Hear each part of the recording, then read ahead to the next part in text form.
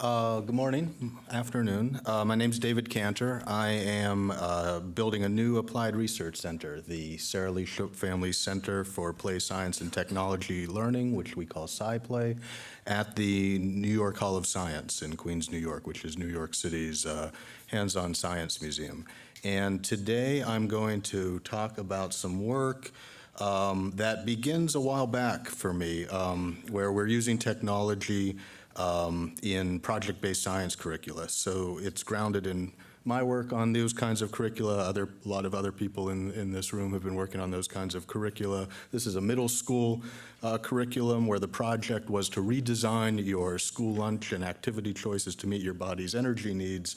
And this curriculum has the students learning via inquiry content about cells and body systems, life science standards, and physical science standards about energy. And they're going to use all that content to devise a means by which to measure first the energy used up doing activities and then the energy that they take in with food and balance the two. And you can see that this kind of project uses technology. So there's both high-tech technology, like you see here. So this is an indirect calorimetry apparatus to measure the energy used up, and they're going to use low-tech, like tin can calorimeters and thermometers. But I think overall, you can see, even in this short clip, we're bringing elements of informal into the formal classroom. You saw a little bit of enthusiasm at the beginning of that clip. And this is technology that's necessary to support exciting data collection opportunities in real classrooms. This is a real project that wouldn't otherwise be possible in this kind of an average classroom. And we expected that if students would learn content this way in the context of its use, we could improve or deepen the learning of all the students in the classroom, including the students from the ethnic and racial groups who are underrepresented in science careers. And for these students, as you see in the data here, not only do we see good learning in the all column, which is all of that cells, body systems, and energy content, and the effect size here is actually 5.5 times beyond a benchmark from nationally normed science tests. But you also see that the effect sizes are large in the medium and high cognitive difficulty bars, where we're asking students to go beyond remembering to applying some of these ideas, and that's really exciting. So this is just the kind of thing we'd hope for these kinds of curricula. And if you're waiting for the but, here it is. So the but is that we also thought that these kinds of curricula would really positively impact all sorts of affective measures in the classroom. So the fact that we're doing inquiry and we're not just memorizing static facts and theories, that should improve such things as perhaps interest. And then the students are also in the midst of this project, so they should really develop a feeling for the value and relevance of science. And so you can see from this data, and I've since found corroborating studies, that we don't see that kind of improvement in affect. And this is actually consistent with the fact that these kinds of curricula really require a lot of mental effort and persistence, and they're often at odds with the kinds of practices that are already going on in these classrooms. So what are we going to do? We really need both the deep science learning and the improved affect, and we need both of those things if we want to help students along a trajectory toward further study and ultimately careers in science. So this is one thought about where we might go next. There are studies on doing real informal science learning experiences that are in these design settings that we call science museums, science centers, and they do show positive impact on affect, such things as motivation and engagement. And this is corroborated by literature on free play, where by definition the students are having fun, they're being driven by their own curiosity, they're doing at their own pace. And then, however, in this case, is that, however, we don't get the learning outcomes in that kind of setting. We get a lot of learning of small concepts and not so much the big picture and the deep science principles. We simply don't have the time and the sequencing available during such things as field trips into these spaces to expect that we can develop that deep conceptual understanding. When we look at the literature on free play, we see the same thing, that content, specifically content learning outcomes, we don't see them. So, one way that we might try to get at the best of both worlds is maybe we can do the inquiry while we're at the Science Museum. So what you're seeing here is an exhibit that we have at the New York Hall of Science on our science playground, and there's a timer between those two slides way up at the top, and the students get some instructions to do an inquiry in this setting.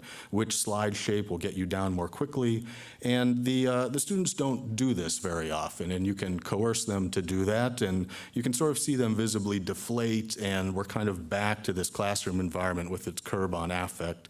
And we're really wondering if we can do something else that retains this positive affect of playing around in the informal setting of the Science Center, but also supports learning. And some clues about what we wanted to do we found in the literature on guided play. And guided play is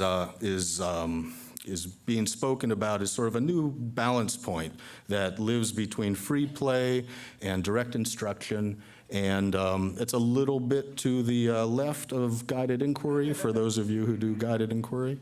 So we're going to try to design the objects of play or the interactions with others during play while still maintaining the critical qualities of play. And it's probably no surprise to those of you who are fans of Froebel and who know about kindergarten that we might be exploring this kind of idea. And there is some literature that describes content learning during guided play. So returning to the slide example, what might it be like to guide play? So here's back to the slide, and what we're going to do is we're going to turn sliding play into a kind of a game, and the rules themselves become a third way we can guide play towards content learning. And what I'm going to do is I'll tell you about the rules of the game next, and first I just want to draw your attention to some of the technology that we use to transform the exhibit and to help guide the play. So let's see if no laser. So we've got pads to slide on. There's a scale that's going to register the slider's mass before they slide. There's photosensor pairs. So here are our photosensors. We're going to have pairs of them at the top and the bottom of the slide. They're going to detect the trailing edge of the shadow of the person sliding down. We've got these high-intensity LED flashlights that are going to be positioned on the slide. You can see them here opposite the photosensor so that we can run this thing in strong direct daylight. And all this is wired into a computer brain so that we can calculate your speed and use that with your mass to give you potential energy at the top and any kinetic energy if you give yourself a boost. And then by the time you get to the bottom, we have your kinetic energy and thermal energy due to friction. And this is the game that they're going to play. They're going to step on the scale. They're going to get a personalized target that's set for them. They're going to pick a pad and slide. And by the bottom of their sliding, they'll have some thermal energy, which will allow the hot air balloon to lift them. And their kinetic energy remaining will run the propeller on the hot air balloon. And they'll try to hit the target. And they'll try again, hopefully. And they're not being rewarded at all for trial and error here. They have to be able to hit the target repeatedly. So we're surreptitiously trying to support repeated inquiry type cycles.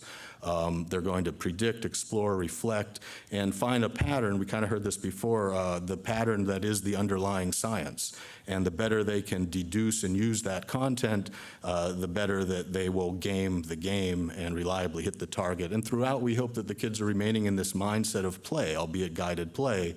They feel like they're in control, they're having fun sliding. And we would hope that we would impact both affect and learning, as we were describing. And so we did some preliminary studies. We had some interesting metrics. You see, we're looking at video. We're using the smiley-o-meter, which, of course, is a common measurement instrument in learning sciences. And what we find is that we get high affect after the experience. We do find students engaging in these inquiry-like processes. Half of them are doing at least one cycle, and the balance are doing more than one of these inquiry cycles. And learning does improve, but we're not really seeing the deep understanding of the formal content that we were hoping for, and maybe we shouldn't have expected that. We are then now exploring strategically bridging informal to formal to get from these kinds of experiences and this intuitive understanding of the science to a more canonical understanding of the science. And the way we're thinking about doing that is using some additional technology to support this bridge or this connection. And we heard of sort of an invisible layer of technology before, and I think that's what's going on here. So we're surreptitiously going to collect data while they are sliding using RFID bracelets that the kids are wearing and a receiver. And in this case, then each setting can do what it does best. And they'll play in the informal setting, and we'll collect the data, and we'll move them to the formal setting where they're going to then use a digital app to further analyze the data. And you can see the digital app sort of resembles the guided play environment, and we're doing this with the help of Eric Klopfer's group and Learning Games Network, you heard from before.